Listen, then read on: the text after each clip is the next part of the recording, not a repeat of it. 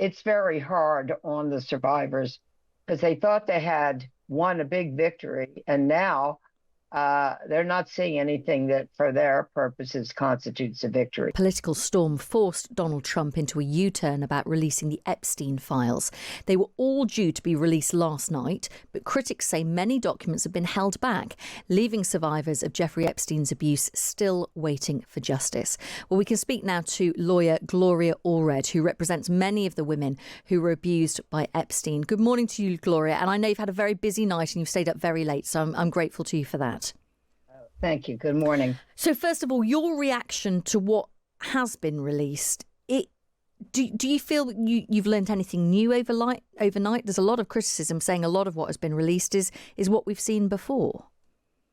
Well, what's most important is that the survivors are very disappointed because the law says that everything should have been released today by midnight today. And it hasn't been released. Only a small portion has been released. Some people say 10%, some people say 50%. Bottom line, it's not everything. And that's what the courageous survivors spoke out for. That's what they lobbied for. That's what they went and urged legislators to vote for. And ultimately, the Epstein transparency files were supposed to be released. And all of them today, not dribble, not 2 weeks from now. As the Deputy Attorney General, Todd Blanche, said that the rest would be released in a few weeks. I think he means by the end of the year. But it's very hard on the survivors because they thought they had won a big victory. And now they're not seeing anything that, for their purposes, constitutes a victory. After all, yes, it's true. Some of it had to be redacted. They had to, for privacy reasons, redact, in other words, black out the names of survivors. That's required under law.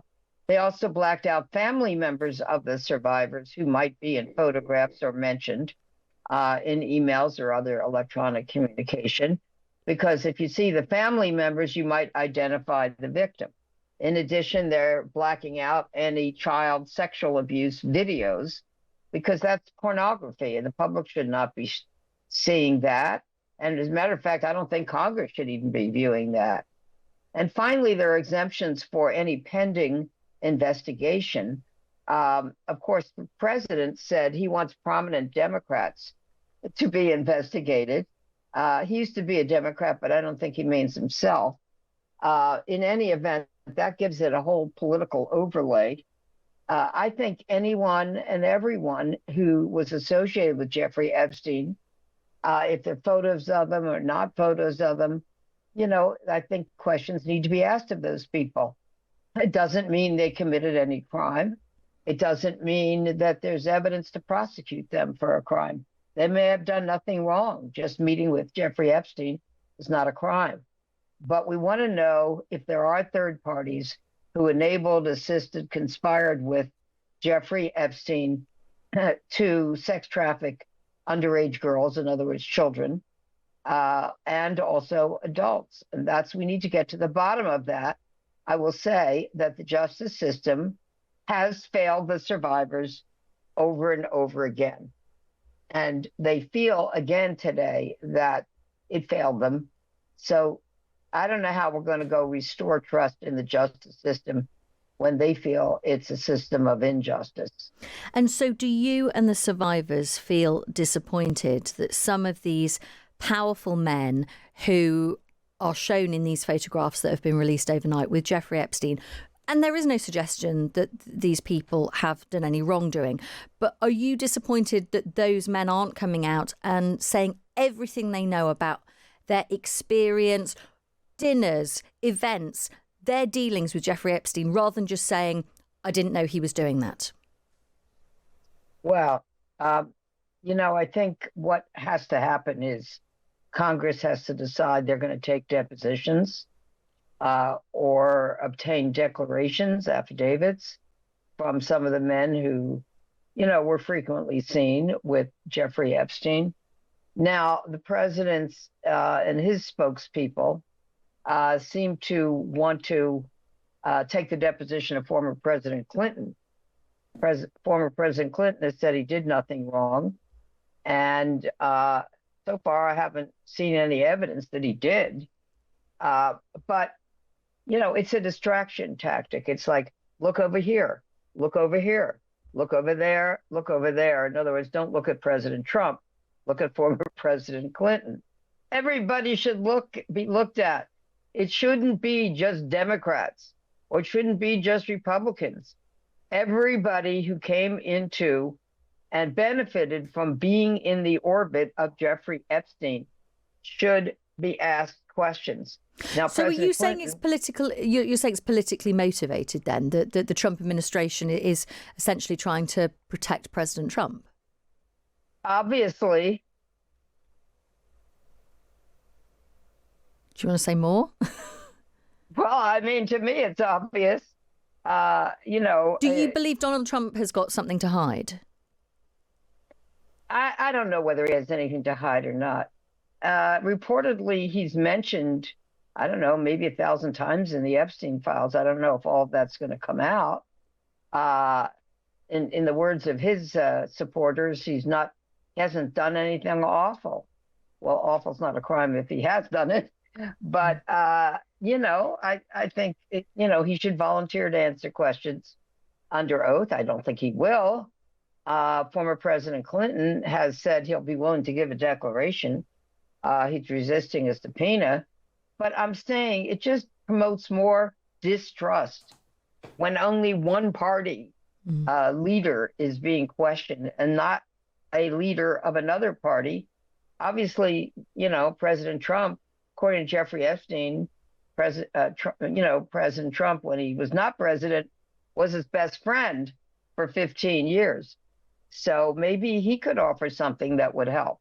What do you make of these court documents which were released overnight that allegedly show that Jeffrey Epstein introduced a 14-year-old girl to Donald Trump at Mar-a-Lago, his resort in Florida, in the 90s, and Epstein elbowed Trump and, quote, playfully asked him in reference to the girl, quote, "This is a good one, right?" That's in the document. And Donald Trump smiled and nodded in agreement, according to this lawsuit. What do you make of that?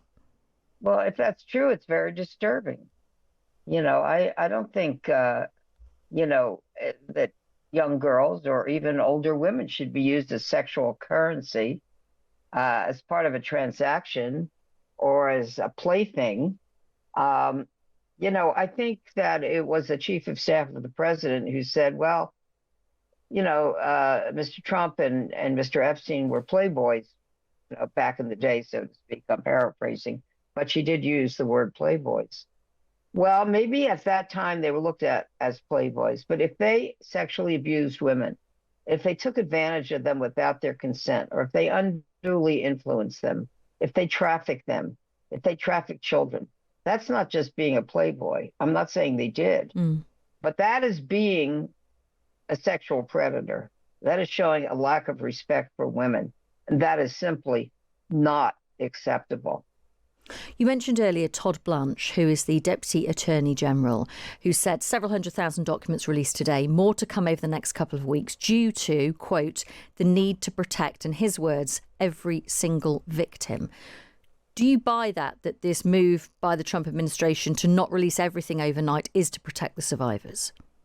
Well, I would like them to protect every single victim.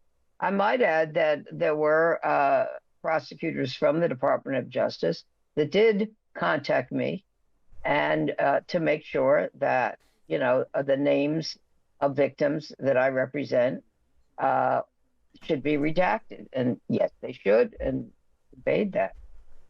So I think it is important to protect victims. They're not footnotes here.